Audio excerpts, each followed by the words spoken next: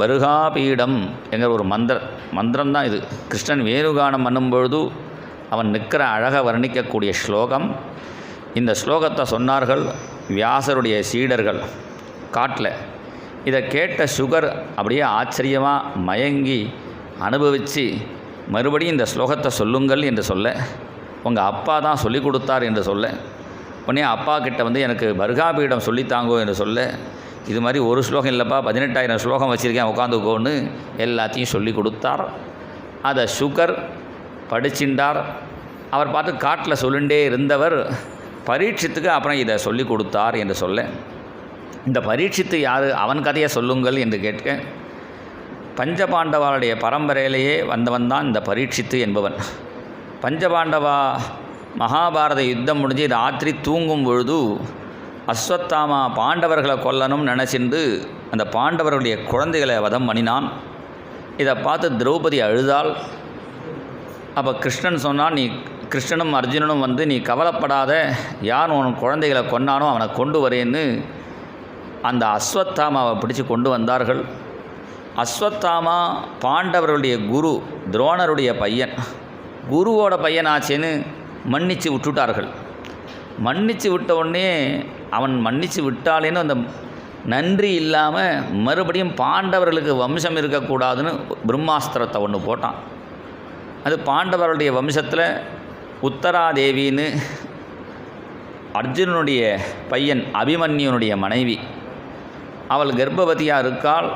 அவள் கர்ப்பத்தில் இருக்க குழந்தைய போய் அந்த அஸ்திரம் தாக்கிறது. இதை யாருக்கிட்ட சொல்லுவோன்னு கவலைப்படும் பொழுதே வாசலில் கிருஷ்ணன் நிற்கிறான். கிருஷ்ணன் நிற்கிறான்ல, கரெக்டாக கிருஷ்ணன் வரான்.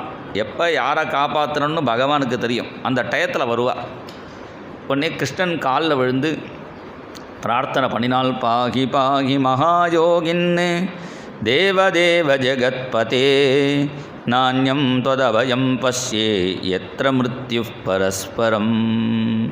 கிருஷ்ணா, என் குழந்தைய காப்பாற்று, நான் போனாலும் பரவாயில்லைன்னு அந்த அம்மா பிரார்த்தனை பண்ண பகவான் தாயையும் காப்பாற்றினான், சேயையும் காப்பாற்றினான். சாதாரண டாக்டர்லாம் ஏதாவது 2 உயிரில் ஏதாவது ஒன்றை தான் காப்பாற்ற முடியும் அப்படிலாம் சொல்லுவாள், சில ரொம்ப கிரிட்டிக்கலான பொசிஷனாக இருந்தால். அது சாதாரண டாக்டர். இது வந்து வைத்தியோ நாராயணோ ஹரிஹி. அதனால் அவர் என்ன பண்ணினார்னா 2 பேரையும் காப்பாற்றினார். இதை பார்த்து குந்தி ஆச்சரியப்பட்டால். அந்த குந்தி கிருஷ்ணனை நமஸ்காரம் என்றால், கிருஷ்ணாய வாசுதேவாய தேவகீநந்தனாய ச நந்தகோபகுமாராய கோவிந்தாய நமோ நமஹ.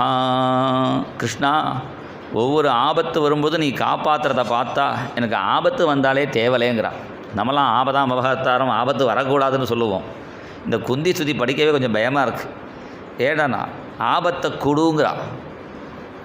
ஏன்னா ஆபத்து வரும்பொழுது தான் கிருஷ்ணா ஓங் ஞாபகம் வருது. இதான் கஷ்டம் வரும்போது தான் கிருஷ்ணா கோவிந்தா அப்படின்னு அவன் வந்து என்ன பகவானே ஏன் கஷ்டத்தை கொடுக்குறான்னா, ஒரு வயிற்று வலியை கொடுத்து அப்போ கூட அவன் சாதாரண டாக்டர்கிட்ட போகிறான், அது சரியாகலைன்னா ஸ்பெஷலிஸ்ட்டு போய் மருந்து வாங்கி சாப்பிட்றான், அப்பையும் சரியாகலை. அப்போ பக்கத்தாத்து மாமா சொன்னார், எனக்கு இது மாதிரி வயிற்று வலி இருந்தது, திருப்பதிக்கு நடந்து வரேன்னு பிரார்த்தனை பண்ணினே சரியாக போச்சுன்னார். உடனே இவனும் திருப்பதி பெருமாளே நானும் நடந்து வரேன், என் வயிற்று வலி சரியாக போகணும். இல்லாதவனா அந்த பையன் திருப்பதிக்கே வரமாட்டேங்கிறான். ஒரு வயிற்று வலியை கொடுத்தாவது பகவான் அவனை வரவழைக்கிறதுக்காக தான் அப்படி கஷ்டத்தையே கொடுக்குறான். இப்போ கஷ்டம் வரும்பொழுது பகவான் சொல்கிறார், கஷ்டம் வந்தாலும் கஷ்டத்தை மாத்திரம் கொடுக்காத, அந்த கஷ்டத்தை காப்பாற்றுறதுக்கு நீயும் வரணும் என்று குந்தி பிரார்த்தனை பண்ணி எப்பொழுதும் உன் நினைவே இருக்கணுங்கிறார். ஏன்னா கஷ்டம் வந்து பகவானை நினைக்கிறத விட பகவானை நினச்சிட்டே இருந்தால் கஷ்டமே வராது. துக்குமே சுமிரன் சபு கரை சுக்குமே கரை ந கோயி ஜோ சுக்குமே சுமிரன் கரை துக்கு காகே கோய். கபீர்தாசர் சொல்கிறார், துக்குமே சுமிரன் சபு கரை. கஷ்டம் வரும்போது எல்லாரும் பகவானை நினைக்கிறாப்பா, சுக்குமே கரைன கோயி, சௌக்கியமாக இருக்கும்பொழுது பகவானை நினைக்கிறதே இல்லை. ஜோ சுக்குமே சுமிரனு கரை, சௌக்கியமாக இருக்கும்பொழுது நீ பகவானை நினச்சிட்டு இருந்தானா ஏண்டாப்பா கஷ்டம் வரப்போகிறது, துக்குக்காகேக்கோ என்கிறார். இப்படி குந்தி பிரார்த்தனை பண்ண பகவான் அங்கே தங்கினான். பீஷ்மருக்கு அனுகிரகம் பண்ணணும்னு நினைக்கிறான். இந்த ஒவ்வொரு முதல்ல அவாத்து மாட்டு பொண்ணு கூப்பிட்டா, பாகி பாகி மகாயோகின் சின்ன உக்காந்துட்டான். திருப்பி கிளம்பினா குந்தி கூப்பிட்டா கிருஷ்ணா கிருஷ்ணான்னு உட்காந்துட்டான். திருப்பி கிளம்பினா தாத்தா கூப்பிடுறார். இப்படி ஒரு தடவை தடைப்பட்டால் 3 தடவை தடைப்படணுங்கிறாளே. அப்போ ஒவ்வொரு தடவையாக துவாரகைக்கு கிளம்ப ஒவ்வொருத்தராக கூப்பிட அந்த பீஷ்மர் குருக்ஷேத்திரத்தில் படுத்துன்னு இருக்காருன்னா நம்மளை மாதிரி மெத்த மாதிரிலாம் போட்டு படுத்துக்கல. அம்பு அந்த இப்போ அக்யூபஞ்சர்னு ஒன்று சொல்ல பாருங்க, குத்துறாளே, அது முதல் அக்யூபஞ்சருக்கு ஆச்சாரியர் பீஷ்மர் தான். அவர் உடம்பு முழுக்க, ஏன்னா ஒரு இடத்துல குத்தினா தான் அவளுக்கும் உடம்பு முழுக்க குத்தி அந்த அக்யூபஞ்சரில் படுத்துன்னு இருக்கார் அவர். அந்த பீஷ்மர்கிட்ட போய் கிருஷ்ணன் தரிசனம் கொடுக்குறான். அந்த பீஷ்மர் கிருஷ்ணனை பார்த்து சஹஸ்ரநாமத்தினால ஸ்தோத்திரம் பண்ணினார். ஏன்னா தர்மபுத்தர் பல கேள்விகள்லாம் கேட்குறார். எல்லாம் கேட்ட பிறகு சுத்வா தர்மான சேஷேன பாவனானி ச சர்வசா யுதிஷ்டிர சாந்தனவம் புனரேவாப்யபாஷத. மறுபடியும் கேள்வி கேட்குறார். கோ தர்ம சர்வ தர்மானாம் பவதः பரமோ மதः. நீங்கள் பல தர்மங்கள் சொன்னீல், எல்லா தர்மத்தை விட சிறந்த தர்மம் எது? கிமேகம் தெய்வதம் லோகே கிம் வாப்யேகம் பராயணம். எது சிறந்த தர்மம்? பல தெய்வங்கள் ஏதாவது ஒரு தெய்வத்தை சொல்லுங்கள். அப்போ தான் பீஷ்மர் சொன்னார், ஜெகத் பிரபும் தேவதேவம் அனந்தம் புருஷோத்தமம் ஸ்துவன் நாம சகஸ்ரேன. இந்த கிருஷ்ணனை சகஸ்ரநாமத்தினால ஸ்தோத்திரம் பண்ணு, அதிலே எல்லாம் அடங்கிடும். இப்போ சகஸ்ரநாமம் சொல்கிறதுக்கு 10-15 நிமிஷம் இருக்கே ஆகணும், அதுக்கு கூட டைம் இல்லைங்கிறான். அப்போ தான் சிவன் சொன்னார், ஈஸியாக ஒரு வழி இருக்குது. ஸ்ரீராம ராம ராமே தீரமே ராமே மனோரமே. அது சொன்னால் போருன்னு இருக்கார். அதுக்குன்னு ராமராமான்னு சொன்னால் போகிறோன்னா என்ன அர்த்தம்னா, இந்த சஹஸ்ரநாம 15 நிமிஷம் சொல்கிறேன்னா 15 நிமிஷம் ராமராமா சொல்லணும். அதுக்குன்னு ஒரு தடவை ராமராமா சொல்லிட்டு அட்ஜஸ்ட் பண்ணக்கூடாப்பா. சஹஸ்ரநாமம் வாயில் நுழையலை, கஷ்டமாக இருக்குது. க்ஷீரோதன் வத் பிரதேசே சுச்சிமணி விலசத் சைகதே மௌத்திகா நாம். இந்த தியான ஸ்லோகம்லாம் வாயிலே நுழையாது. மாலா கிளுப்தாசனஸ்படிக மணி நிபேரிம் மௌக்திகேரிம் மண்டிதாங்கா சுப்ரைரப்ரைரதப்ரைருபரி விரஜிதேர் முக்த பீயூஷவர்ஷீகி ஆனந்தீன புனியாதரி நலுநகதா சங்கபாணிர் முகுந்தா. இது சாதாரண ஜனங்களுக்கு வாயில் நுழையாது. அப்போ வேணாம் ராமராமா சொல்லு அப்படின்னு உபதேசம் பண்ணினார். அதன் பிறகு பீஷ்மர் தன்னுடைய மனசை பகவானிடத்தில் சமர்ப்பணம் பண்ணுறார். தன்னோட 11 இந்திரியங்களையும், 10 இந்திரியங்கள் மனசையும் சேர்த்து 11 இந்திரியங்கள், அதுதான் 11 ஸ்லோகம் இந்த பீஷ்மஸ்துதி. இதிமதிருபகல்பிதா வித்ருஷ்ணா பகவதி சாத்வத புங்கவே விபூம்னி ஸ்வசுகமுபகதே க்வச்சித் விஹர்த்தும் பிரகிருதிமுபேயுஷி யத் பவ பிரவாஹா. இதிமதி எதை பகவானுக்கு கொடுக்கணும்னா நம்முடைய மனசையும் நம் புத்தியும் பகவானுக்கு சமர்ப்பணம் பண்ணணும். அதில் நம்ம மனசு புத்தி அகங்காரம் எல்லாத்தையும் கொடுக்கறது தான் இந்த வெத்தலை பாக்கு பழம் தேங்காயெல்லாம் கொடுக்குறோமே. தேங்காய் தான் அகங்காரம். அது அவ்வளோ சீக்கிரம் கஷ்டம். சில தேங்காய் உடையவே உடையாது, சிலது ஈஸியாக உடஞ்சிரும். ஏன்னா சில பேருக்கு அகங்காரம் ரொம்ப லைட்டாக இருக்கும், ஒரு அடி அடித்தா உடஞ்சிரும். சில அகங்காரம் ரொம்ப ஸ்ட்ராங்காக இருக்கும், அதனால் அது ரொம்ப நன்னா போட்டு அடித்து உடச்சி இந்த அகங்காரத்தை போக்குறது தான் கஷ்டம். இந்த அகங்காரம் இதெல்லாம் போக்கி நம்ம மனசு புத்தி அகங்காரம் எல்லாத்தையும் சமர்ப்பணம் பண்ணுற ஒரு இதுதான் வெத்தலை பாக்கு தேங்காய் நம்ம பகவானுக்கு சமர்ப்பணம் பண்ணுறோம். அந்த மனசு புத்தியை சமர்ப்பணம் பண்ணணும். அது பாக்கி தெய்வங்களிடத்தில் சமர்ப்பணம் பண்ணணும். இங்கே என்னடான்னா கிருஷ்ணன் நீ சமர்ப்பணம் பண்ணாடா அவனே பிடிங்கின்றுவானா. சித்தச்சோரா யசோதா கேலால், சித்தச்சோரா யசோதா கேலால், நவநீத சோர கோபால், நவநீத சோர கோபால், கோபால் கோபால் கோபால், நவநீத சோர கோபால், சித்தச்சோரா யசோதா கேலால். சித்தச்சோரன் எல்லாரும் கிருஷ்ணன் வெண்ணையை திருடினாம்பார். கிருஷ்ணன் வெண்ணையை திருடலை, வெண்ணெய் திருடுற மாதிரி நம்ம மனசை திருடுறான். மனசை திருடுறான்னா என்னடான்னா அந்த வெண்ணெய் மனசு மாதிரி இருக்கணும். வெண்ணெய் எப்படி ஒயிட்டாக இருக்கோ அது மாதிரி நம்ம மனசு ரொம்ப வெள்ளையாக இருக்கணும். வெண்ணெய் எப்படி உருகிறதோ அது மாதிரி நம்ம மனசு உருகணும். யாராவது கஷ்டப்பட்டான், அவன் தலையெழுத்து அவன் கஷ்டப்படுறான் அப்படின்னு போகக்கூடாது. முடிஞ்சால் நம்ம ஹெல்ப் பண்ணணும், இல்லை யாராவது கை காட்டி விடணும். இப்படி மனசு உருகணும். வெண்ணெயை உரி கட்டி உயரத்தில் வைப்பார்கள். அது மாதிரி நம்ம மனசனுடைய திங்கிங் ஹை லெவலில் இருக்கணும், ரொம்ப லோ லெவலில் இருக்கக்கூடாது. வெண்ணெயை ஒழித்து வைப்பார்கள். அது மாதிரி நம்ம பக்தி 4 பேருக்கு தெரியணும்னு அவசியம் இல்லை. நீ பக்தி வெளியில் நெத்திக்கிட்டுக்கே ஒழிக்கோ இருக்கிறது நல்ல. நீ இல்லாட்ட கூட மனசில் அந்த பக்தி இருந்தால் போகிறோம். அது மாதிரி யாருடைய மனசு இருக்கோ அந்த மனசை பகவான் எடுக்கிறான் என்கிறது தான் அந்த வெண்ணை திருடுறது. அதனால் இந்த கிருஷ்ணன் விஷயத்தில் நீ நம்ம மனசை கொடுக்குங்கிறத விட பகவானே நல்ல மனசாக இருந்தால் அவரே எடுத்துட்டுருவார். அப்படி பகவான் என்னுடைய மனசை எடுத்துக்கட்டும் என்று பிரார்த்தனை பண்ணி, பாக்கி தெய்வங்கள்லாம் பக்தனை காப்பாற்றுறதுக்கு ஓடி வரக்கூடிய தெய்வந்தான். ஆனால் கிருஷ்ணன் என்னடானா தன்னுடைய காரியம் இருந்தால் நம்மலாம் என்ன பண்ணுவோம், நம்ம காரியத்தை முடிச்சுட்டு அடுத்த வாழ்க்கை ஹெல்ப் பண்ண போவோம். அப்படி இல்லாமல் தன் காரியத்தை விட்டுட்டு பக்தன் காரியம்தான் முக்கியம்னு ஓடி வர ஒரே தெய்வம் கிருஷ்ணன். அதுக்கு என்னடான்னா ஸ்வனிகமம் அபகாய மத் பிரதிஜாம் ரிதமதி கர்த்துமவப்ளுதோ ரதஸ்தா திருதரத சரணோபியாச்சலத் குஹு ஹரிரிவ ஹந்துமிபம் கதோத்தரீயா. இந்த மகாபாரத யுத்தத்தில் ஆயுதம் எடுக்க மாட்டேன்னு கிருஷ்ணர் சபதம் பண்ணிட்டார். இந்த பீஷ்மர் என்ன பண்ணினார், கிருஷ்ணா உன்னை சக்கரதாரியாக பார்க்கணுன்னு சபதம் பண்ணிவிட்டார். கிருஷ்ணன் பார்த்தான், அவர் என்னுடைய பக்தர், என்னை சக்கரதாரியாக பார்க்கணும் சபதம் பண்ணிவிட்டார். பரவாயில்ல, நாம் பண்ணின சபதம் பொய்யானாலும் பரவாயில்ல, பக்தன் வாக்கியம் சத்தியம் பொய்யாகக்கூடாதுன்னு பக்தன் வாக்கியத்தை சத்தியம் பண்ணுறதுக்காக. ஆனால் கிருஷ்ணன் ரொம்ப டெக்னிக்கல் ஆள்.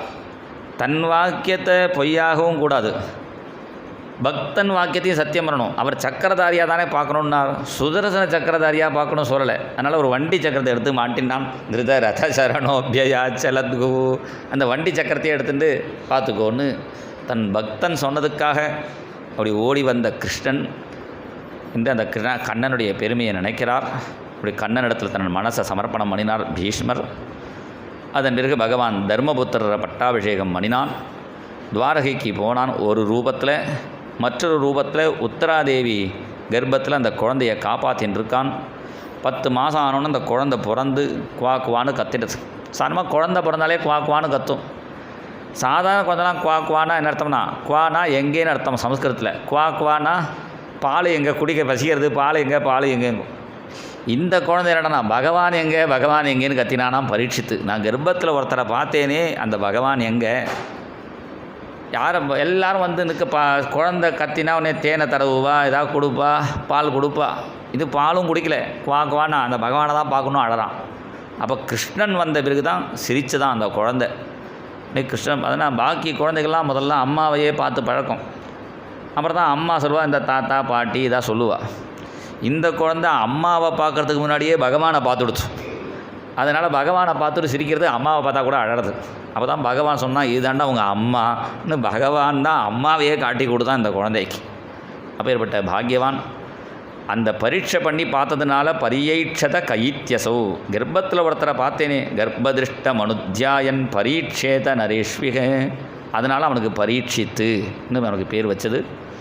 அப்புறம் விஷ்ணு காப்பாற்றினதுனால விஷ்ணுராதன், விஷ்ணு போட்ட பிச்சை அப்படின்னு பேர் வச்சார்கள்.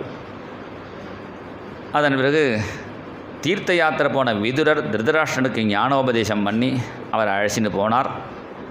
திருதராஷ்டிரனும் தியானம் பண்ணி பகவானை அடைஞ்சான். துவாரகைக்கு போன அர்ஜுனன் வரலையேன்னு கவலைப்பட்டு இருக்கும்பொழுது அர்ஜுனன் வரான். அவனுடைய சக்தியெல்லாம் இழந்து வரான். அர்ஜுனா, உன் சக்தி எங்கே என்று கேட்க, இத்தனை நாளும் நானும் நினச்சிருந்தேன் என்னோடய பலம் என்னோடய சக்தின்னு. எதுவுமே நம்மோட சக்தி நம்மோட பலம் இல்லை. நம்ம உள்ளுக்குள்ளே ஒருத்தர் இருக்கார், அந்தர்யாமியாக பகவான். அவர் இருக்கிறதுனால தான் நான் பேசுகிறேன், நீங்கள் கேட்குறேன், எல்லாம் நடக்கிறது. நான் நடக்கிறேன், நான் பேசுகிறேன்னு சொல்லிட்டு இருக்க முடியாது. அந்த உள்ளுக்குள்ளே இருக்கிற அந்த பகவான் உயிராக இருக்காரே, அவர் இறங்கி போயிட்டார் வச்சுங்கோ, அப்புறம் நடக்க முடியாது, பேச முடியாது. 4 பேர் வருவா, 2 பேர் கையை பிடிப்பா, 2 பேர் காலை பிடிச்சி ஆம்புலன்ஸில் ஏற்றுவா. அப்போ தெரியும் யார் சொன்னால் யார் கேட்டாலும். இப்போ உள்ளுக்குள்ளே இருந்து என்னை சொல்ல வைக்கிறதும் உங்களை கேட்க வைக்கிறதும் இவ்வளவு காரியத்தையும் நடத்தக்கூடாது அந்த ஆத்மஸ்வரூபமாக இருக்கிற கிருஷ்ணன் தான். அதுதான் பார்த்தசாரதின்னு பேர்.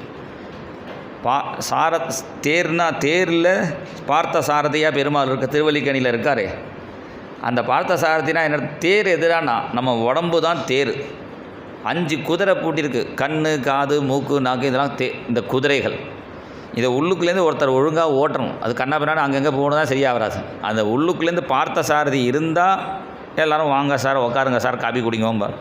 பார்த்த சாரதி கிளம்பி போயிட்டார்னா அப்புறம் அதை தூக்கியாச்சா இதை தூக்கியாச்சா, அப்புறம் அது இதுன்னு தான் பேசுவாள். அப்புறம் அவர் இவர்னு கூட பேச மாட்டாள்.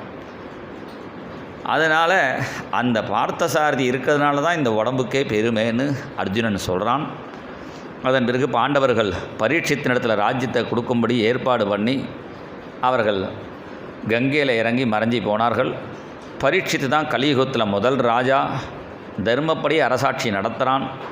இருந்தாலும் ஜனங்களுக்கு என்னமோ அதர்மத்தில் தான் சிரத்தை ஜாஸ்தியாக இருக்குது. இது மாதிரி கதை கேட்க உக்காந்தா தூக்கம் வரும். இது டிவி பார்த்தாலும் மொபைல் பார்த்தாலும் 12 மணியில் நோண்டிகிட்டே இருப்பான். ஏண்டாண்ணா அது கலியுகத்தினுடைய சுபாவம். இது நல்ல விஷயத்தில் சிரத்தை கம்மியாகும். அப்போ அந்த கலிபுருஷனையும் தண்டிக்கணும்னு இந்த பரீட்சித்து போகிறான். அந்த கலிபுருஷனை பார்த்துட்டான். இந்த கலிபுருஷன் என்ன பண்ணுறான், அந்த கலியுகம் சார் சொல்லுமே, அந்த கலியுக தேவதையே பரீட்சித்துக்கு காட்சி கொடுக்குறான். எப்படி காட்சி கொடுக்குறான்னா, ஒரு காளமாடு நிற்கிறது, அதனுடைய 3 காலை வெட்டிட்டான், 4வது காலை வெட்ட போகிறான்.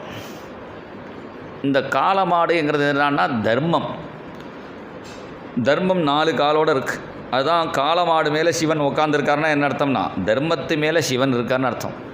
ஆனால் தான் நந்தியை பார்த்துட்டு சிவனை பார்க்கணுன்னா என்ன அர்த்தம்னா, நந்தி தர்மம் வழியாக போனால் சிவனை பார்க்கலாம், நீ அதர்மம் பண்ணினா சிவனை பார்க்க முடியாது.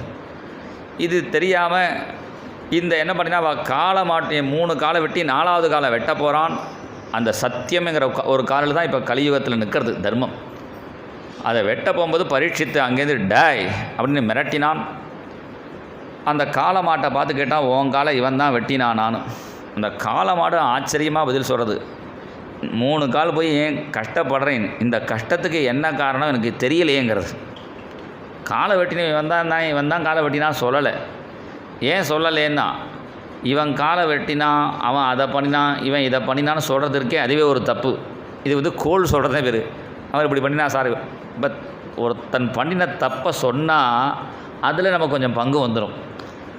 அதனால் இந்த காளமாடு என்ன சொல்கிறது, இந்த கஷ்டத்துக்கு என்ன காரணம் தெரியல, நீயே கண்டுபிடிங்கிறது. உடனே பரீட்சித்து கண்டுபிடிச்சிட்டான். இந்த காளமாடு தான் தர்மம், இந்த கலிபுருஷன்தான், இந்த ராஜா மாதிரி வேஷம் போட்டுருக்க இவன் தான் கலிபுருஷன் தெரிஞ்சு அவனை வெட்டுறதுக்கு பரீட்சித்து வாழை ஓங்கினான். அவன் காலில் விழுந்து 4 இடம் கூட நான் இருந்துக்கிறேன். ஜூதம் பானம் ஸ்திரியசூனா எத்ரா தர்மச்சதுர்விதா, சூதாடுற இடம், மதுபானம் பண்ணுற இடம், வேசியாஸ்திரிகள் இருக்கிற இடம், கொலை நடக்கிற இடம், இந்த இடத்துல இருந்தார். உடனே அந்த கலிபுருஷன் சொன்னான், இந்த 4ம் செய்யணும்னா பணம் வேணும், பணம் இருந்தால் தான் சூதாடா. வெறும்னா பணம் இல்லாமல் சூதாடினா நன்னா இருக்காது. அது பணம் வச்சு சூதாடினா தான் அது ரொம்ப இன்ட்ரெஸ்ட்டாக இருக்கும். அப்போ சூதாட்டமாக இருந்தாலும், மதுபானத்துக்கு போகிறதா இருந்தாலும், வேசி வீட்டுக்கு போகிறதா இருந்தாலும், ஒரு ஆளை போட்டு தரணும், அதுக்கு தான் பைசா கொடுத்து, எல்லாத்துக்கும் பைசா இருந்தால் தான் காரியம் நடக்கும். அதனால் பைசாவையும் எனக்கு ஒரு இடமா வேணும்னு கேட்குறான். அப்போ பரீட்சித்து சொன்னான், தர்மத்துக்கு செலவழிக்காத பைசாவில் இருந்தான். ஏன்னா நமக்கு ஒரு 1000 ரூபா கிடச்சிதுன்னா அதில் 10 ரூபா தர்மத்துக்குன்னு வச்சிடணும். அப்படி தர்மத்துக்கு செலவழிக்காமல் ஃபுல் பைசாவை கொண்டு போனோம்னா அதில் கலிபுருஷன் வந்துடுவான், அது வேறு விதமாக செலவாயிடும். அப்படி தர்மத்துக்கு செலவழிக்காத பைசாவில் இருன்னு சொன்னான். அந்த கலிபுருஷனுக்கும் ஒரு நல்லது இருக்குது கலியுகத்தில் என்ன நல்லதுன்னா, நம்ம மனசுனால் ஒரு புண்ணியம் பண்ணினா அதுக்கு பலன் உண்டாம். நமக்கு கோவிலுக்கு போக முடியல, திருப்பதிக்கு போனால் தேவலையே, திருப்பதி பெருமாளையே அப்படின்னு இங்கேருந்து திருப்பதி பெருமாளை நினச்சிட்டோம்னா திருப்பதிக்கு போன பலன் கிடச்சிடும். இது ஒரு கலியுகத்தில் ஒரு புண்ணியம். அது மாத்திரம் இல்லை, மனசினால் பண்ணுற பாபத்துக்கு தண்டனை கிடையாது. நம்ம ஒருத்தரை கஷ்டப்படுத்துகிற மாதிரி நம்ம மனசில் நினச்சினா அவனை அந்த பையலை அடிக்கணும் அப்படியே மனசில் நினச்சோம்னா, வேறு கலியுகம் தவிர பாக்கி யுகத்தில் மனசினால் பாபம் பண்ணினா தண்டனை உண்டு. கலியுகத்தில் அது கிடையாதான். இப்படி சொன்னதுனால தான் நம்ம பிழைக்கிறோம். அவன் மனசில் பண்ணுற பாபத்துக்கு தண்டனை கொடுக்கணும்னு ஆரம்பித்தா அப்புறம் நடக்கத்துலேருந்து எழுந்திருக்கவே முடியாது. குஷலானி ஆசுஷிஜந்தி நேதராணி கிருதானியது, மனசினால் பண்ணுற புண்ணியத்துக்கும் பலன் உண்டு. இதை தெரிஞ்சுட்டு தான் கலியுகத்தில் ஒரு பெரிய சாரம் என்னடானா, கீர்த்தனாதேவ கிருஷ்ணஸ்ய முக்தசங்க பரம் விரஜேது. என்ன கஷ்டம், என்ன பாபம், என்ன தோஷம் எது இருந்தாலும் கிருஷ்ணா சொன்னால் சரியாக போயிடும். அதனால் இது போரும்னு தீர்மானம் பண்ணி கலியுகத்துக்கும் இடம் கொடுத்தானாம் பரீட்சித்து.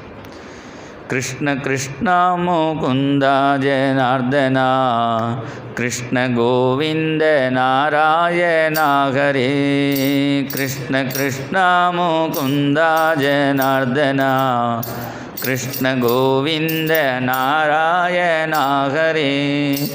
அச்சுதானந்த கோவிந்த மாதவா, அச்சுதானந்த கோவிந்த மாதவா, சச்சிதானந்த நாராயண ஹரே, சச்சிதானந்த நாராயண ஹரே.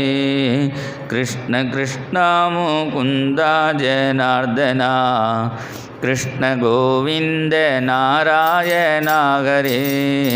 கிருஷ்ண கிருஷ்ண முகுந்தா ஜனார்தனா, கிருஷ்ண கோவிந்த.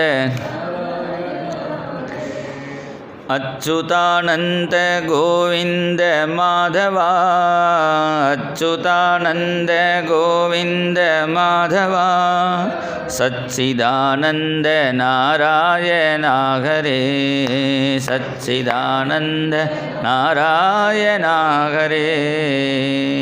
இந்த கிருஷ்ணா கிருஷ்ணா சொல்லியிருந்தாலே கலிதோஷம்லாம் நீங்கிடும் என்ற ஒரு பெரிய ஒரு புண்ணியம் இதில் இருக்கிறதுனால அந்த கலியுகத்துக்கும் இடத்த கொடுத்தான். இந்த கலிபுருஷன் காத்துட்டுருக்கான் எப்படியா இந்த பரீட்சித்தை கவுக்கணும்னு.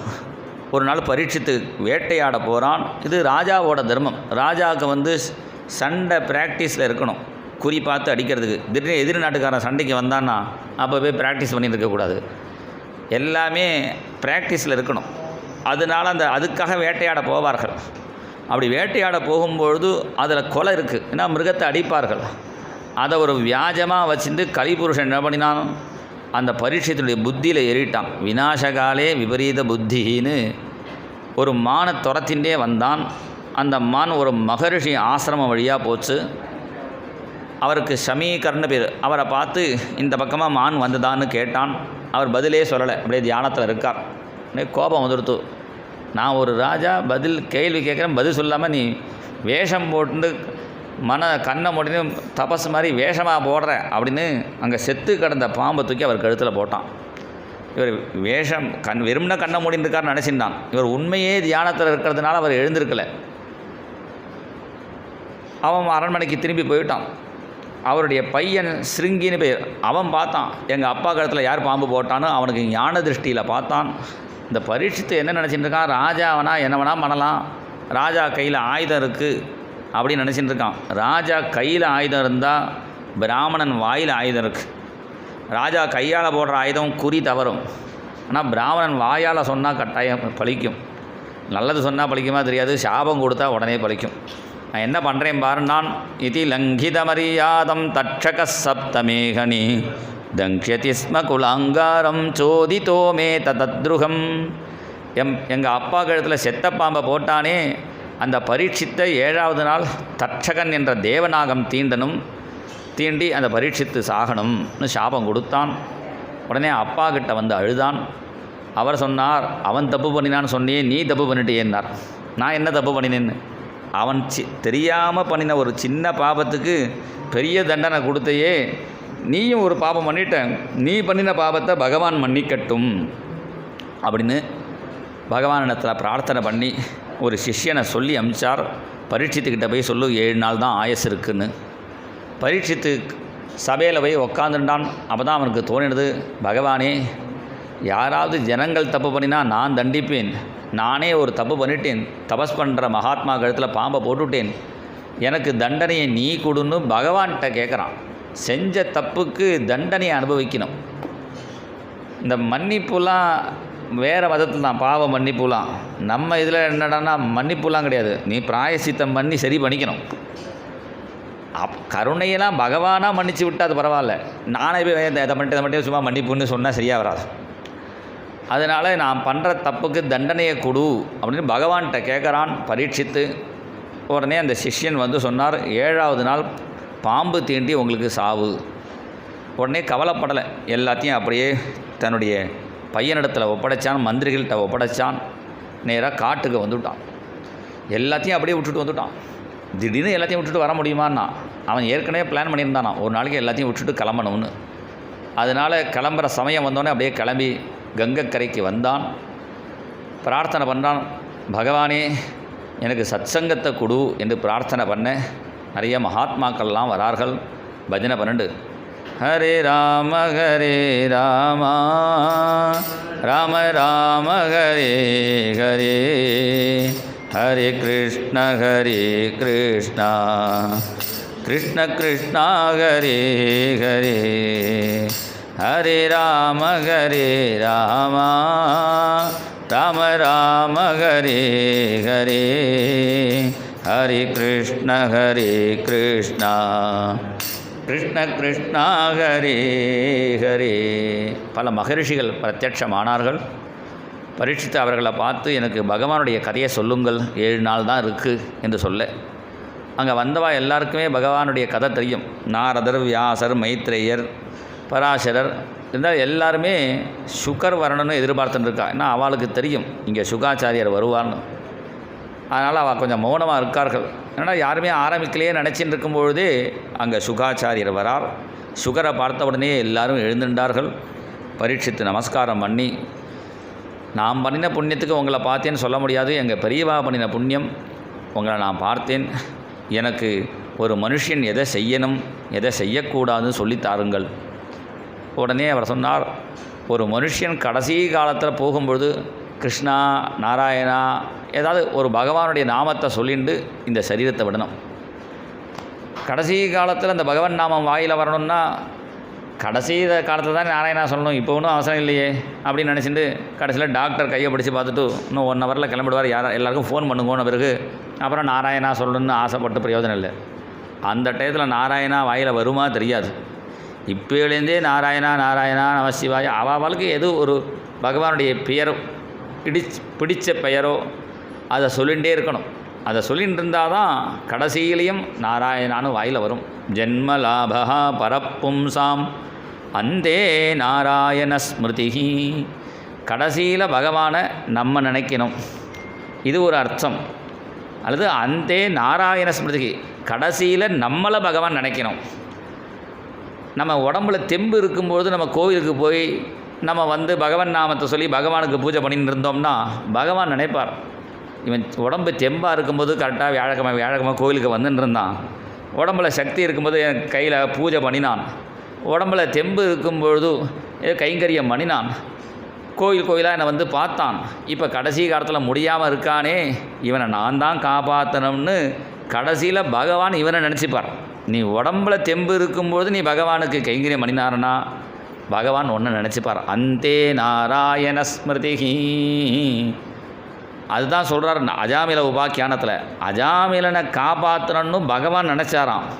அதனால தான் கடைசி காலத்தில் அஜாமிலனுக்கு நாராயணான்னு வாயில் வந்தது.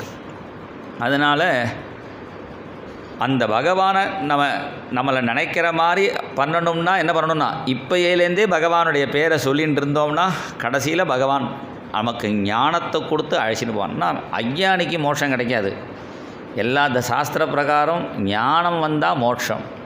அந்த ஞானம் வரத்துக்கு என்ன பண்ணணும்னா அந்த பகவானுடைய கருணை நமக்கு வேணும். இவனுக்கு ஞானத்தை கொடுக்கணும்னு அவருக்கு தோணணும். அவருக்கு தோண வைக்கிறதுக்கு என்ன பண்ணணும், அவர் பேரை சொல்லிகிட்டு இருந்தால் போகிறோம். அவர் இவனுக்கு ஞானத்தை கொடுத்து மோட்சத்தை கொடுப்போன்னு கடைசியில் டிசைட் பண்ணுறவர் அவர். அதனால் நீ இச்சதா அபயம் பயம் இல்லாமல் நீ கிளம்பணும்னா அந்த பகவானுடைய நாமத்தை சொல்லு, அந்த பகவானை தியானம் பண்ணுப்பா. கண்ணை மூடியும் தியானம் பண்ணலாம், கண்ணை திறந்தும் தியானம் பண்ணலாம். கண்ணை திறந்து எப்படி தியானம் பண்ணுறதுனா பார்க்குறதெல்லாம் பகவானாக பாரு. காக்கை சிறகினிலே நந்தலாலா உந்தன் கரிய நிறம் தோன்றுதையா நந்தலாலா. பார்க்கும் மரங்கள் எல்லாம் நந்தலாலா உந்தன் பச்சை நிறம் தோன்றுதையா நந்தலாலா. கேட்கும் ஒலியிலெல்லாம் நந்தலாலா உந்தன் கீதம் இசைக்குதடா நந்தலாலா. பாரதியார் பாடின மாதிரி காக்காவை பார்த்தா கூட கிருஷ்ணான்னு நினச்சிக்கணும். நமக்கு காக்காவை பார்த்தா சனீஸ்வரன் ஞாபகம் வரதே தவிர கிருஷ்ணன் ஞாபகம் வரமாட்டேங்குது. அவருக்கு மரத்தை பார்த்தாலும் கிருஷ்ணன் ஞாபகம் வருது. யாராவது ஃப்ளூட்டு ஊதினா கூட ஏதோ சத்தம் கேட்டால் கூட கிருஷ்ணன் தான் ஊதுனானோ அப்படின்னு அவருக்கு தோன்றுறது. இதாவது ஓரளவு புரியாது. அடுத்த வரியில் சொல்கிறார், தீக்குள் விரலை வைத்தால் நந்தலாலா உன்னை தீந்தும் இன்பம் தோன்றுதையா நந்தலாலா. தீக்குள்ளே விரலை வச்சா கூட கிருஷ்ணா ஒன்றை தொடர மாதிரி இருக்குங்கிறார். இதுதான் புரியவே இல்லை. தெரியாமல் விளக்கு பட்டாலே சுடுறது நமக்கு. அது ஞானிகள் அனுபவத்தில் பாடின பாடு. பாரதியார் ஒரு ஞானி. அல்லது ஹனுமான், பிரஹ்லாதன், அவருக்கெல்லாம் தீ சுடலைன்னு கதையில் இருக்குது. கதையில் தான் இருக்கே தவிர அனுபவத்தில் நமக்கு பகவான் கொடுத்தா தான் வரும்.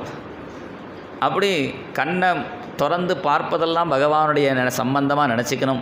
இல்லை கண்ணை மூடி உள்ளுக்குள்ளே சதுர்புஜ சங்க சக்கர கதாபத்மதாரியா பகவானை தியானம் பண்ணினா மோட்சம் கிடைக்கும். தியானம் பண்ண வராலேன்னா என்ன பண்ணுறதுன்னா, இது மாதிரி கதை கேட்டால் போகும், அவர்களுக்கும் மோட்சம் கிடைக்கும் என்று சொல்லி நிறுத்தினார். அப்போ பரீட்சித்து சொல்கிறான், பரீட்சித்து கேட்குறான், பகவான் இந்த உலகத்தை எப்படி படைத்தான் அதை சொல்லுங்கள் என்று கேட்க, நீ சுகர் பகவானை தியானம் பண்ணிட்டு ஆரம்பிக்கிறார். பிரம்மா கிட்ட போய் நாரதர் கேட்குறார், நீங்கள் தானே படைக்கிறீர், நீங்கள் தானே தெய்வம். பிரம்மா சொன்னார், நான் படைச்சவர் இல்லை, என்னையும் படைச்சி நான் படைக்கிறதுக்கு வேண்டிய சாமான் எல்லாத்துக்கும் ஒரு ரா மெட்டீரியல்னு ஒன்று சொல்கிறாளே, எதாவது ஒன்று தயார் பண்ணாலும் அதுக்கு ரா மெட்டீரியல்னு ஒன்று வேணுமே. அது மாதிரி ரா மெட்டீரியல் மாதிரி இந்த பஞ்சபூதங்களை படைச்சி என்னையும் படைச்சி இந்த பஞ்சபூதங்களை வச்சு நீ சிருஷ்டி பண்ணுன்னு பகவான் என்ன இடத்துல சொன்னார்ப்பா. எப்படி பஞ்சபூதங்கள் மாதிரி அஞ்சரைப்பட்டின்னு ஒன்று இருக்குது. அஞ்சரைப்பட்டியில் கடுகு, உளுத்தம்பருப்பு, வெந்தயம் அப்படின்னு 5 சாமான், அது 5 இருக்கும். அஞ்சரைப்பட்டின்னு பேர். அது தனித்தனியாக இருந்தால் காரியம் நடக்காது. அதை எல்லாத்தையும் சேர்த்து போட்டு சமைக்கிறதுக்கு ஒருத்தர் இருக்கணும். அந்த அஞ்சரைப்பட்டி சாமானை போட்டு சமைக்கிறது இது ஒரு அஞ்சரைப்பட்டி. இது கண்ணு காது மூக்கு நாக்கு இது ஒரு அஞ்சரைப்பட்டி. அந்த அஞ்சரைப்பட்டியில் போட்டதை உள்ள போட்டு சமைக்கிறதுனால இது ஒரு அஞ்சரைப்பட்டியாக இருக்குது. இந்த உலகத்தை படைக்கிறதுக்கு என்ன பகவான் ஏற்பாடு பண்ணினார். முதல்ல தண்ணி தான் இருந்தது உலகத்தில். தண்ணியில் தாமரை ஒன்று தோன்றினது. தாமரையில் ஸ்வயம் தோன்றினதுனால ஸ்வயம்புன்னு பிரம்மாவுக்கு பெயர். அந்த பிரம்மா என்ன பண்ணினார், அந்த தாமரை தண்டு வழியாக உள்ளுக்குள்ளே தேடி பார்த்தார், இங்கே தாமரை எங்கேருந்து கிளம்புறதுன்னு. தேடினா ஒன்றும் கிடைக்கவே இல்லை. போயிட்டே இருக்குது ரொம்ப நேரம். தண்டு கொஞ்சம் தூரம் தம் கட்டி பார்த்து அவரால் முடியல. திரும்பி தாமரை மேலே ஏறி உட்காந்து விட்டார். இது அப்புறம் சத்தம் கேட்டது, தப்ப நீ வெளியில் தேடினா என்னை பார்க்க முடியாது, உள்ளே தேடு. கடவுள்னு ஏன் சொல்கிறோன்னா உள்ளே கிடக்கணும். என்னென்னா இந்த உடம்பு நான் இல்லை, இந்த மனசு நான் இல்லை, இந்த புத்தி நான் இல்லை. ஏன்னா இது என்னோடய உடம்பு, என்னோடய மனசு, என்னோட புத்தி, என்னோடதான். நான் யார் அப்படின்னு உள்ளே கடந்தால் நம்மளை பார்க்கலாம், நம்மளை யாருன்னு தெரிஞ்சுக்கலாம். அதனால் கடவுள் உள்ளே கடக்கணும். அப்படி தான் வேதம் சொல்கிறது. வேதாத்மானமுபசங்கிரம் அன்னமயமாத்மானமுபசங்கிரம்யே மனோமயமாத்மானமுபசங்கிரம்யே. இப்படி வேதம் அப்படி தான் சொல்கிறது. உள்ளுக்குள்ளே பார்க்கணும். நீ வெளியில் தேடாதேன்னு சத்தம் கேட்டது. நீ கண்ணை மூடி தியானம் பண்ணினார். அப்போ பகவான் அவருக்கு தரிசனம் கொடுத்து 4 ஸ்லோகத்தில் பாகவதத்தை சொல்லி கொடுத்து நீ சிருஷ்டி பண்ணுன்னு பிரம்மா கிட்ட சொல்ல, பிரம்மா இந்த உலகத்தை படைத்தார். இந்த பிரம்மா உலகத்தை படைத்த விஷயத்தை விதுரருக்கு மைத்ரேயர் சொன்னார்னு சொன்னார். அப்போ தான் கேட்டார், பரீட்சித்து கேட்டான், விதுரர் பாரத தேச பிரதான மந்திரியாக இருந்தார். பாரத தேச பிரதான மந்திரியாக இருக்கிறவர்களுக்கு ஊர் ஊராக சுற்றுறதுக்கே டைம் இருக்குமே தவிர கதை கேட்க ஏது டைம். இந்த விதுரர் எப்போ கதை கேட்டார்? அப்போ சொன்னார், இந்த பகவானுடைய கதையை கேட்கணுமேனு இந்த விதுரர் என்ன பண்ணினார், மந்திரி பதவியை ராஜினாமா பண்ணிவிட்டு இப்படி ஊர் ஊராக போகும்பொழுது உத்தவனை பார்த்தார் பிருந்தாவனத்தில். பிருந்தாவனத்தில் உத்தவனை பார்த்து கிருஷ்ணன் சௌக்கியமா என்று கேட்க கிருஷ்ணன் கிளம்பிட்டார். கடைசியில் எனக்கு ஞானத்தை உபதேசம் பண்ணினார்னு உத்தவன் சொல்ல, உடனே விதுரர் சொன்னார், உனக்கு சொல்லிக் கொடுத்த ஞானத்தை எனக்கு சொல்லிக் கொடுன்னார். அப்போ உத்தவன் சொன்னார், நான் கிருஷ்ணன்ட்ட பாகவதம் கேட்கும்பொழுது என் கூட மைத்ரேயர்னு ஒருத்தர் கேட்டுருந்தார். அவரை பார்த்து பகவானே சொல்லியிருக்கார், நான் சொல்லி கொடுத்த விஷயத்தை விதுரருக்கு நீ சொல்லிக் கொடுன்னு. இப்போ உனக்கு குருவாக பகவானே ஒருத்தர் ஏற்பாடு பண்ணியிருக்கார். ஏன்னா ஒருபடி இந்த கணவனுக்கு இவள் தான் மனைவி, இவளுக்கு இன்னார் தான் கணவருங்கிற மாதிரி இந்த சிஷ்யனுக்கு இவர் தான் குரு. இப்படி அதுவும் பகவானால் ஏற்பாடு பண்ணப்படுறது. பல குருக்களை நம்ம பார்க்குறோம். இருந்தாலும் ஒரு குருநாத் எல்லாத்தையும் மரியாதையாக இருப்போம். ஒருத்தர்கிட்ட நம்ம உபதேசம் வாங்கி அவருடைய சிஷ்யராக இருப்போம். அது மாதிரி உனக்கு குரு மைத்ரேயர் தான், அவரை தேடிந்து போ என்று சொல்ல, உடனே மைத்ரேயரை போய் ஹரித்வாரில் பார்த்து உபதேசம் பண்ணுங்கள் என்று கேட்குறார். இங்கே தான் மைத்ரேயர் விதுரருக்கு இந்த சிருஷ்டி விஷயத்தை உபதேசம் பண்ணுறார். அந்த சிருஷ்டியில் இந்த 5 பூதங்கள், நிலம், நீர், நெருப்பு, வாயு, ஆகாயம், அதனுடைய குணங்கள். ஆகாயத்துடைய குணம் சப்தம், வாயுனுடைய குணம் ஸ்பரிசம், நெருப்பினுடைய குணம் ரூபம், நீருடைய குணம் டேஸ்ட்டு, நிலத்தினுடைய குணம் கந்தம் மனம். இது 10. நம்ம உடம்புல 10 இருக்குது. அந்த ஆகாயத்துடைய குணம் சத்தத்தை கேட்குறதுக்கு காது, அந்த ரூபத்தை பார்க்குறதுக்கு கண், அந்த ஸ்பரிசத்தை உணர்வதற்கு நம்ம தோல், டேஸ்ட்டு உணர்வதற்கு நம்முடைய நாக்கு, மனத்தை முகறதுக்கு மூக்கு. இப்படி 5 ஞானேந்திரியம். கை கால் ஆட்டி வேலையெல்லாம் பண்ணுறதுக்கு 5 கர்மேந்திரியம். உலகத்தில் 10 இருக்குது, நம்ம உடம்பில் 10 இருக்குது. இது 10 10 20 இருந்தால் காரியம் நடக்காது. மனசு வேணும்.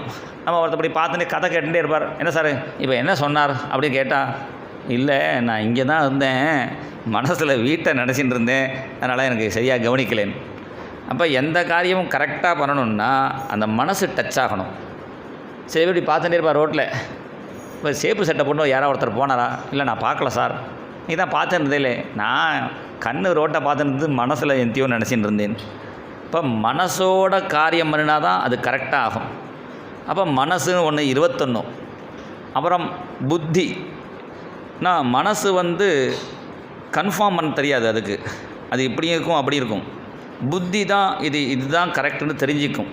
இப்போ ரோட்டில் போயிட்டே இருக்கும்போது பலன்னு ஏதோ தெரியறது. நம்ம நினச்சிருந்தோம், ஓஹோ தங்க காசு இருக்குது போல இருக்குன்னு நைஸாக கர்ச்சீப்பை கீழே போட்டு அதை எடுத்துகிட்டு போய் வீட்டில் போய் பார்த்தா அது தங்க காசு இல்லை, இந்த ட்ரெஸ்ஸில் பலன்னு தைக்கிறதுக்கு வைப்பாளே அது ஒரு சம்கின்னு அப்புறம் தான் தெரியுது. அதை எடுக்கும்பொழுது மனசனுடைய காரியம், வீட்டில் போய் கன்ஃபார்ம் பண்ணும்போது புத்தியோட காரியம். மனசு, புத்தி, அப்புறம் அகங்காரம்னு ஒன்று இருக்குது. நான் பார்த்தேன், நான் கேட்டேன். நான் சொல்லவே வேண்டாம், பார்த்தேன் கேட்டேன்னு சொல்லும்போதே நான் அதில் உள்ளுக்குள்ள இருக்குது. இது அகங்காரம். மனசு, புத்தி, அகங்காரம், சித்தம். அது பகவானை நினைக்கும்போது சித்தம்னு. இப்போ மொத்தம் 24 இருக்குது. இந்த 24 இருந்தால் கூட அதுக்கு தேவதை இருக்குது. இப்போ கண் இருக்குது, இப்போ லைட் இருக்குது, கரண்ட்டும் இருக்குது. ஆனால் லைட்டு எரியணும்னா என்ன பண்ணணும்னா சுவிட்சு போடுறதுக்கு ஒரு ஆள் வேணும். அது சுவிட்சு இருந்து கரண்ட் இருந்தால் போடாது, அதை ஒருத்தர் போடணுமே. அது மாதிரி கண் இருக்குது, ரூபம் இருக்குன்னா பார்க்காது. இதுக்கு ஒரு தேவதை இருக்கார், சூரியன்.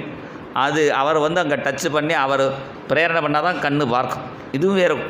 அதுக்கு தேவதைகள்லாம் இருக்குது, இந்திரிய அபிமானி தேவதைகள்னு. இது எல்லோரும் ஒருத்தர் சண்டை போட்டுருக்கா. எல்லாம் ஒன்றா இருந்தால் தான் காரியம் நடக்கும். ஒரு குடும்பமே இந்த கல்யாணத்தில் பார்த்தா ஒரு மாட்டு வண்டியுடைய நுகத்தடியை வைப்பார்கள். அதுக்கு வேற ஒரு அர்த்தம் உண்டு, வேறு அர்த்தம். இருந்தாலும் நுகத்தடியை ஏன் இந்த வைக்கிறான்னா, இந்த நுகத்தடியில் எப்படி 2 மாடு சேர்ந்து போனால் தான் இந்த வண்டி போகுமோ, அது மாதிரி தம்பதிகள் 2 பேரும் ஒழுங்காக போனால் தான் இந்த வாழ்க்கையாக வண்டி ஓடும். ஒரு மாடு அப்படி போய் இப்படி இழுத்துன்னு போனான்னா வண்டி கொடை சாஞ்சிரும். அதனால் அதெல்லாம் ஒன்றா இருந்து சங்கே சக்தி கிளவுகே. ஒரு பஜனையாக இருந்துக்காலும் ஒரு எதாக இருந்தாலும் அந்த டீம் ஒர்க்குன்னு சொல்கிறாளே, அது கரெக்டாக இருந்தால் தான் காரியம் நடக்கும். இங்கே என்னடானா நான் தான் மறிவேன், நான் இல்லைன்னா காரியம் நடக்காதுன்னு. இந்த எல்லா சத்சங்கமும் ஆரம்பத்தில் நின்னா தான் நடக்கும். ஒரு 12 வருஷம் ஆன பிறகு ஒருத்தருக்கு தோணும், நான் தான் இங்கே உழைச்சின்னு இருக்கேன் ரொம்ப நாளாக, ஒருத்தரும் ஒன்றும் பண்ணுறதில்ல, நான் இருக்கிறனால தான் காரியம் நடக்கிறது, நான் இல்லைன்னா நடக்காதுன்னு ஒருத்தருக்கு அகங்காரம் ஏற்படும். உடனே இன்னொருத்தர் அப்படி இப்படி ஆரம்பிக்கும் போது என்னாகும், அப்போ அதுக்குள்ளே ஒரு கலசல் வரும். அப்புறம் அது ஒழுங்காக நடக்காது. ராமகிருஷ்ண பரமஹம்சர் சொல்கிறார், ஒரு 12 வருஷம் வரலையும் கலியுகம் அதை அப்செட் பண்ணுவாராம். 12 வருஷம் ஆகிடுத்துனா கலி உள்ளுக்குள்ளே புகுந்து இது மாதிரி யாருக்கையாவது அகங்காரத்தை கிளப்பி விட்டு நான் இல்லைன்னா காரியம் நடக்காதுங்கிற மாதிரி தோண வச்சு அதுக்கு இடைஞ்சல் பண்ணுவாராம். அதையும் மீறி நடக்கணுன்னா அது பகவானுடைய கருணை. அது மாதிரி இந்த இந்திரியாபிமானி தேவதைகளுக்குள்ளே சண்டை வந்து விடுச்சு. அப்போ அவர்கள் எல்லாரும் பகவானை பிரார்த்தனை பண்ண பகவான் அவர்களுக்கு சக்தியை கொடுத்து அதன் பிறகு இந்த உலகம் படைக்கப்பட்டது. அதில் பிரம்மா முதல்ல தன்னுடைய 4 முகத்திலேருந்து சனகர், சனந்தனர், சனாதனர், சனத்குமாரன்னு 4 பேரை படைத்தார். அவர்களை பார்த்து உலகத்தை சிருஷ்டி பண்ணணும் என்று சொல்ல அவர்கள் சொன்னார்கள், எங்களுக்கு இந்த உலகத்தை படைக்கிறதுல எங்களுக்கு இஷ்டம் இல்லை, நாங்கள் பாட்டு பஜனை பண்ணிட்டு போகிறோம்னு அவர்கள் பஜனை பண்ணிட்டு கிளம்பிவிட்டார்கள். ஸ்ரீகிருஷ்ணசரணம் மம ஸ்ரீஹரிசரணம் மம ஸ்ரீகிருஷ்ணசரணம் ஸ்ரீஹரிசரணம் மம ஸ்ரீகிருஷ்ணசரணம் மம ஸ்ரீஹரிசரணம் மம ஸ்ரீகிருஷ்ணசரணம் மம ஸ்ரீஹரிசரணம் மம ஸ்ரீகிருஷ்ணசரணம் மம ஸ்ரீஹரிசரணம் மம ஸ்ரீகிருஷ்ணசரணம் மம ஸ்ரீஹரிசரணம் மம ஸ்ரீஹரிசரணம் மம ஸ்ரீஹரிசரணம் மம. இந்த சனகாதிகள் சொன்ன பேச்சை கேட்காம போயிட்டார்கள். அந்த சிருஷ்டியில் முதல்ல பிறந்த குழந்தைகளே அப்பா சொன்ன பேச்சை கேட்கல. அன்னிலேருந்து ஆரம்பித்து இன்றைக்களையும் கண்டினியூ ஆகிட்டுருக்கு. பிரம்மாவுக்கு கோபம் வந்தது. அவருடைய கோபமே ஒரு உருவமாக வந்தது. அவர் தான் ருத்ரன், சிவனுடைய ஒரு அவதாரம். அவர் அழுதாராம். அதனால் அழுததுனாலே அவருக்கு ருத்ரன். ஆதவு ரோத கில்லத்தேன சருத்ரநாமா. எனக்கு பேர் வைக்கணும், எனக்கு வீடு கட்டி கொடுக்கணும், எனக்கு கல்யாணம் பண்ணி வைக்கணும்னு கேட்டாராம். உடனே அவருக்கு மஞ்சுரும் மனுரும் மகினசன் மகான் சிவன் ரிதத்வஜன் உக்ரேதா பவக்காலன் வாமதேவன் திருதவிரதன்னு 11 பேர், இராவதி சுதா தீட்சா அப்படின்னு 11 பத்னிகள், இப்படி 11 இடத்தையும் கொடுத்து அந்த ருத்ரனை சிருஷ்டி பண்ண சொன்னார். அவர் என்ன பண்ணினார், பூத பிரேதங்கள்லாம் சிருஷ்டி பண்ண ஆரம்பிச்சுட்டார். இன்னும் உலகமே உண்டாக்கலை, அதை அழிக்கிறதுக்கெல்லாம் தயார் பண்ணிட்டு இருக்கிறத பார்த்தோன்னே ருத்ரனையும் சிருஷ்டி பண்ண வேண்டாம்னு சொன்னார். அவள் தான் பிரம்மாவுக்கு புரிஞ்சுது, சத்வகுணத்தோடு சிருஷ்டி பண்ணினா அது பாகவதாலா போகிறா, தமோ குணத்தில் சிருஷ்டி பண்ணால் பூத பிரேதங்களாக மாறுறது, சிருஷ்டி பண்ணணும்னா ரஜோகுணம் வேணும்னு ரஜோகுணத்தினால மரீச்சி அத்ரி அங்கிரசு புலஸ்தியர் புலகர் கிருது பிருகு வசிஷ்டன் தட்சன் கர்தமன்னு 10 பிரஜாபதிகளை சிருஷ்டி பண்ணி அவர்களை படைக்கும்படி சொல்லி, ஜனங்களை படைச்சா போகாது, அவர்களை காப்பாற்றணும். அதுக்காக தன் உடம்புலேருந்து ஒரு பாதியிலிருந்து ஸ்வயம்புவ மனு சதரூபாங்கிற தம்பதியை சிருஷ்டி பண்ணி அந்த மனுவை பார்த்து இந்த ஜனங்களை பூமியில் வச்சு காப்பாற்றுனார். இந்த மனு பூமி எங்கே இருக்குன்னு பார்த்தா பூமியை காணும். பூமி தண்ணிக்கடியில் இருக்குது. தண்ணிக்கடியிலேருந்து பூமியை மேலே கொண்டு வரணும்னு பிரம்மா கிட்ட சொல்ல பிரம்மா பகவானை பிரார்த்தனை பண்ணினார். அப்போ பகவான் பிரம்மாவோட மூக்கில் இருந்து வராகதோ கோ நிரகாத் அங்குஷ்ட பரிமாணகா, பிரம்மாவோட மூக்கிலேருந்து வராக பெருமான் வந்தார்னா என்ன அர்த்தம்னா, பிரம்மான்னா வேதம். இந்த வேதம் யஜ்ஞத்தை சொல்கிறது, யாகத்தை பற்றி தான் வேதம் நிறைய சொல்கிறது. அந்த யஜ்ஞ வராகன் இந்த பூமியை தூக்கின்னு இருக்கிறாருன்னா என்ன அர்த்தம்னா, இந்த உலகம் இருக்கணும்னா இந்த யஜ்ஞங்கள் தர்மங்கள் பண்ணினா இந்த உலகம் இருக்கும். தர்மம் பண்ணலைன்னா உலகம் சுனாமியில் தண்ணியில் முங்கி போயிடும். இந்த உலகம் நிற்கிறதே தர்மத்தினுடைய ஆதாரத்தில் தான் என்பது தான் இங்கே வராக அவதாரத்தினுடைய தத்துவம். இந்த வராக பெருமான் ஹிரண்யாட்சனை வதம் பண்ணினார் என்று சொல்ல, ஹிரண்யாட்சன் யார், அவன் எப்படி வந்தான் என்று கேட்க, சந்தியா காலத்தில் கஷ்யபர் யாகசாலையில் இருக்கும்பொழுது அவருடைய மனைவி திதி என்பவள் காம புத்தியோடு வந்தாள். அப்போ சாபம் கொடுத்தார், உனக்கு 2 அசுரர்கள் குழந்தையாக பிறப்பார்கள். நான் சந்தியா காலத்தில் ஆண் பெண்கள் சேர்ந்தார்கள்னா அவர்களுக்கு பிறக்கிற குழந்தைகள் தீவிரவாதிகளாக பயங்கரவாதிகளாக பிறப்பார்கள். அதனால் இது மாதிரி டயத்தில் சேரக்கூடாது என்பது இங்கே தர்மம். ஹிரண்யாட்சன் ஹிரண்யகசிபுன்னு 2 குழந்தைகள் பிறந்தார்கள். அதில் ஹிரண்யாட்சன் கையில் கதையை எடுத்துட்டு விஷ்ணு எங்கேன்னு நாரதர்கிட்ட கேட்க, நாரதரை சொன்னார் பாதாளத்தில் இருக்காருன்னு. பாதாளத்தில் பார்த்தா வராக பெருமான் தூக்கின்னு இருக்கிறத பார்த்து வராக பெருமானோட சண்டைக்கு வந்தான். வராக பெருமான் ஒரு அடி அடித்தார். நம்மளாம் தலை சுற்றுறதும் போமே, இவனுக்கு உண்மையிலேயே தலை சுற்றி கீழே விழுந்து அந்த வராக பெருமானை பார்த்துட்டே அவனுக்கு உயிர் பிரிஞ்சுது, அவனுக்கும் மோட்சம் கிடச்சிது என்று சொல்லி இந்த வராக அவதாரத்தை நிறுத்தினார். இதை கேட்குறவாளுக்கு பெரிய பாபம் பிரம்மஹத்தி பாபம் நீங்கும், பெரிய புண்ணியம் அஸ்வமேதையாக பலனும் கிடைக்குங்கிறார். இந்த வராக சரித்திரத்துக்கு இருக்கிறதுலே பெரிய பாபம் பிரம்மஹத்தி பாபம்னு வேதத்தில் சொல்லியிருக்கு. பெரிய புண்ணியம் அஸ்வமேத யாகம். அதை இந்த ஹிரண்யாட்சனுடைய சரித்திரத்தை படித்தா போகும். அது படிக்க தெரியலைன்னா என்ன பண்ணலான்னா எங்கள் ஊருக்கு வந்தால் போகிறோம். கும்பகோணம் பக்கத்தில் திருவிடைமருதூர்னு ஊர் இருக்குது. அந்த ஊரில் போய் தரிசனம் பண்ணினோன்னா பிரம்மஹத்தி பாபமும் நீங்கிடும். அங்கே ஒரு பிரதட்சணம் பண்ணினோம்னா அஸ்வமேத பிரதட்சணன்னு பேர். அதை ஒரு ரவுண்டு அந்த கோவிலை சுற்றிட்டு வந்துட்டோம்னா அஸ்வமேத யாக பலனும் கிடைக்கும். நான் மதுரையில் ஒரு ராஜாவுக்கு பிரம்மஹத்தி பாபம் வந்துடுச்சு. அவன் இங்கே வந்தோடனே அந்த பிரம்மஹத்தி பாபத்தினால் உள்ளுக்குள்ள நுழைய முடியாமல் கோவில் வாசல்லையே நின்றுடுச்சு. நின்ன உடனேயே பெருமாள் சொன்னார், அங்கே இருக்கிற சிவபெருமான் மகாலிங்கம்னு பேர், அந்த மகாலிங்கம் சொன்னார், நீ வந்த வழியிலே போகாத, அங்கே வாசலில் பிரம்மஹத்தி உட்காந்துருக்கு, நீ அம்பாள் சன்னதி வழியாக போயிடுன்னு. அதனால் அம்பாள் சன்னதி வழியாக வெளியில் வந்துவிட்டான். இன்றைக்கும் அந்த ஊரில் என்ன சம்பிரதாயம்னா, சிவனை பார்த்துட்டும் அம்பாள் வழியாக வெளியில் வரணும். ஆனால் அங்கே இருக்கிற குருக்கள்லாம் அதே வழியில் போய்ட்டு வந்துட்டுருப்பாள். ஆனால் அவளுக்கு பிரம்மஹத்தியோட பழக்கம் ஆகிடுச்சு. அதனால் அவளுக்கு பரவாயில்ல. நம்மெல்லாம் சம்பிரதாயத்தில் அந்த கோவிலில் போனோம்னா பிரம்மஹத்திய பாபம், அந்த பிரம்மஹத்தி பாபம் போயிட்டும் அவனுக்கு அந்த நடுக்கம் இருந்து தான். ஒரு ஜுரம் ஒருத்தருக்கு சரியாக போனால் கூட அந்த நடுக்கம் உடம்புல அந்த இது இருக்கும், அந்த ஃபுல்லாக தீராது, அதுக்கு 2 நாள் எடுக்கும். மருந்து சாப்பிட்டா கூட அந்த கம்பம் இருந்துகிட்டே இருந்து தான். அந்த கம்பத்தை நீக்கினாராம். பக்கத்தில் திருபுவனம்னு ஒரு ஊர் இருக்குது, அங்கே சிவன் இருக்கார். அந்த சிவனுக்கு கம்பஹரேஸ்வரன் பேர். அந்த கம்பமும் நீக்கி விட்டாராம். அதனால் தான் அந்த பிபி அவெல்லாம் இருக்கிறவாள்லாம் அந்த கோவிலுக்கு வருவாள். ஏன்னா அந்த பிபி இருக்கிறதுனால தான் உடம்பு இந்த கம்பம் டென்ஷன்லாம் ஆகிறது. இந்த பிபிலாம் குறையணும்னா அந்த கம்பஹரேஸ்வரரை பார்த்தா போகும். சுகர் குறையணும்னா அதுக்கு இன்னொரு கரும்பீஸ்வரர்னு ஒரு கோவில் இருக்குது, எல்லாம் தஞ்சாவூர்கிட்டே இருக்குது. நம்ம உடம்பில் 200 சொச்சம் வியாதி இருக்குதுன்னு சொல்லப்படுறது. அந்த 200 சொச்சமான வியாதிக்கும் 200க்கு சொச்ச சிவங்கோவில் இருக்குது. அந்தந்த கோவிலுக்கு போயிட்டோம்னா அது நமக்கு கண்ட்ரோலில் வரும். இப்போ நிறைய பேருக்கு என்ன முக்கியமான ப்ராப்ளம்னா, இந்த முட்டு வலி, இந்த கால் வலி தான் ரொம்ப ப்ராப்ளமாக இருக்குது. அதுக்கு இங்கே வேலூர்கிட்ட ஒரு சிவன் கோவில் இருக்கான். அங்கே போய் ஒரு கல் இருக்குது, அதில் ஒரு 1/4 மணி நேரமோ 1/2 மணி நேரமோ ஒத்த காலில் நிற்கணும். அது கால் வலி தான் நான் போகிறேன், அங்கே போய் ஒத்த காலில் நின்னா அதுக்கு தெம்பு வேண்டாமான்னா, நீ 1/2 மணி நேரமோ அது ஏதோ கணக்கு வச்சுருக்கா, அது 15 நிமிஷம் வச்சுக்கலாம். அது ஒரே எதிரியாக நிற்கணும்னு அவசியம் இல்லை, ஒவ்வொரு நிமிஷமாகவோ அப்படி நின்று அப்படின்னா அது மாதிரி ஒருத்தர் நின்று அவருக்கு சரியாக போயிடுச்சு. அது மாதிரி கரும்பீஸ்வரர் கோவிலில் போய் கரும்பு வாங்கி கொடுத்தா போகிறோம், சுகர் கம்மியாகிடும். இந்த பிபி கோவில் இந்த கம்பஹரேஸ்வரன் பேர்.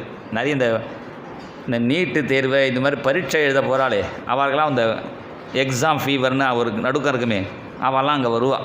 அங்கே போய் அந்த சிவனை பிரார்த்தனை பண்ணி அவளுக்கு நிறைய பேருக்கு அந்த பலன் கிடைக்கிறது. இப்படி வராக பெருமானுடைய அவதாரத்தோடு இன்றைக்கி நிறுத்திப்போம்.